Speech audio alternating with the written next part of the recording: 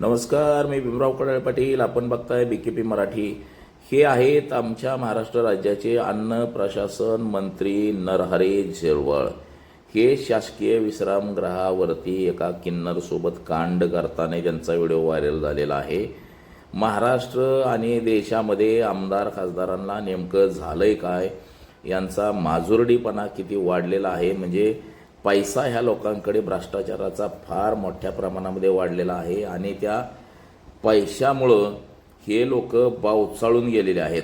एकीकडं महाराष्ट्र हा शाहू फुले आंबेडकर पुरोगामी विचाराचा म्हटलं जातं आणि या ठिकाणी महाराष्ट्रामध्ये भोंदूबाबांची वाढती संख्या, भोंदूबाबांचे महिलांवरती वाढते अन्याय अत्याचार आपण पाहिले. त्यातच हे आमदार मंत्रीसुद्धा ह्या सगळ्या प्रकरणामध्ये आपल्याला दिसत आहेत. म्हणजे नेमकं देशाचं आणि राज्याचं राजकारण चाललंय कोणत्या दिशेला.